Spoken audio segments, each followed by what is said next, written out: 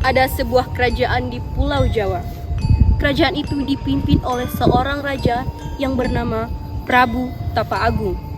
Beliau mempunyai 7 orang putri, tapi 5 di antara mereka sudah menikah dan sudah menjadi ratu di kerajaan lain. Lalu, tersisa 2 orang putri yang bernama Purbararang sang kakak dan Purbasari sang adik. Purbararang memiliki tunangan yang bernama Indrajaya, seorang anak dari menteri kerajaan. Pada suatu hari, karena Prabu Tapa Agung sudah tua, ia berpikir untuk menunjuk Purbasari sebagai penggantinya, karena ia memiliki sifat yang bijaksana dan baik hati, sedangkan Purbararang sang kakak memiliki sifat yang buruk. Aku sudah tua, saatnya aku turun tahta. Aku akan menunjukmu Purbasari sebagai penggantiku. Aku lebih tua dari Purbasari, harusnya ayah memilihku. Ya, Yang Mulia, seharusnya Purbararanglah yang menjadi penerusmu. Tidak bisa, keputusanku sudah bulat. Kemarahan yang sudah memuncak membuat Purbararang mencelakai adiknya. Ia meminta seorang penyihir untuk menyihir Purbasari. Hai penyihir!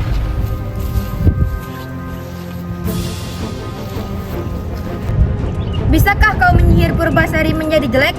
Tentu bisa, tapi apa imbalan untukku? Aku akan memberimu emas yang banyak. Yang penting Purbasari menjadi jelek. Tentu, Tuan Putri. Lalu, penyihir pun langsung membacakan mantra.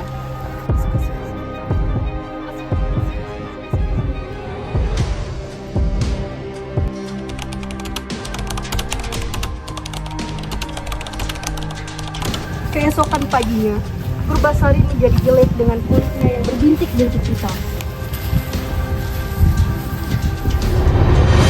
Apa yang terjadi dengan diriku?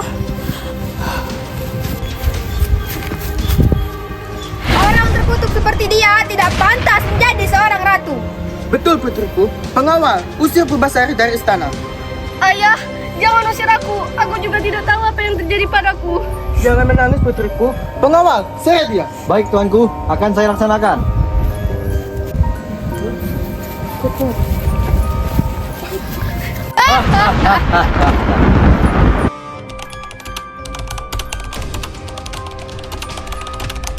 Kemudian, diusirlah Purbasari dari istana. Lalu, sang pengawal membawa Purbasari ke hutan.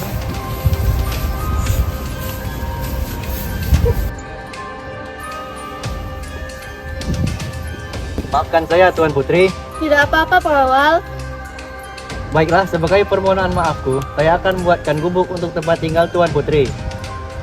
Kemudian pengawal itu segera membuat gubuk. Setelah itu, Tuan Putri, saya mohon pamit untuk segera pergi ke istana. Terima kasih pengawal. Purbasari pun tinggal sendirian di hutan. suatu hari, ketika Purbasari duduk di depan gubuk, dia melihat seekor lutung yang muncul dari semak. Siapa kamu? Jangan takut Tuan Putri. Nama saya Lutung Kasarung. Saya hanya ingin berteman dengan Tuan Putri. Baiklah, aku akan berteman denganmu. Akhirnya, Purbasari dan Lutung Kasarung berteman. Lutung Kasarung sangat perhatian dengan membawakan bunga-bunga yang indah kepadanya.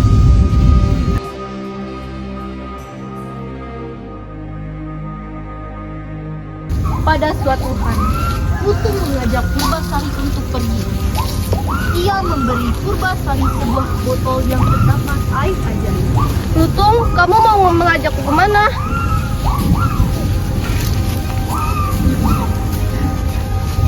Tuan Putri, minumlah air ini. Apa manfaatnya bagiku? Cepat minumlah air ini, Tuan Putri. Akhirnya, Purbasari pun meminum air itu. Lalu, sesuatu terjadi pada kulit Purbasari. Kulitnya menjadi bersih dan cantik kembali.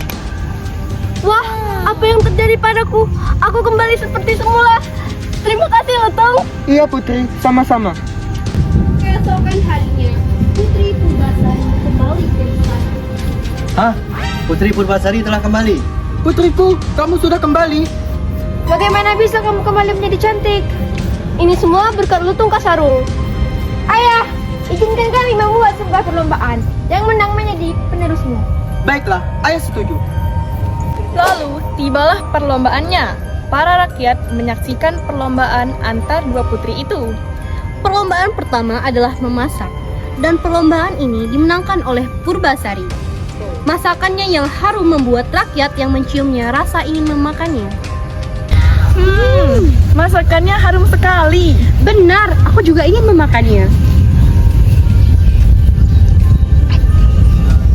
Selanjutnya, perlombaan kedua adalah adu siapa yang paling cantik. Purbasari memenangkan perlombaan ini karena banyak suara yang ditujukan kepada Purbasari. Perlombaan terakhir adalah adu ketampanan pasangan. Purbararang berpasangan dengan Indrajaya. Wah, dia terlihat tampan ya. Dia juga terlihat gagah ya. Dia adalah tunanganku. Jadi monyet itu tunanganmu? Iya, memangnya kenapa? Lutung Kasarung lalu berdoa. Tiba-tiba terjadi sebuah keajaiban. Lutung Kasarung berubah menjadi pemuda yang tampan melebihi Indrajaya. Si Lutung bakal jadi apa ya? Lutung, kau ternyata seorang pangeran. Iya putri, saya sebenarnya seorang pangeran. Saya dikutuk oleh penyihir menjadi lutung. Hanya cinta sejati yang dapat mengubahnya.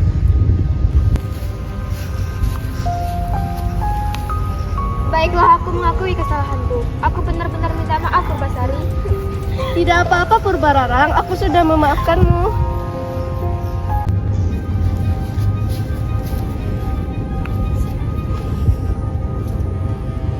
Akhirnya Purbasari menjadi seorang ratu. Dengan didampingi oleh seorang pemuda tampan yang bernama Lutung Kasarung.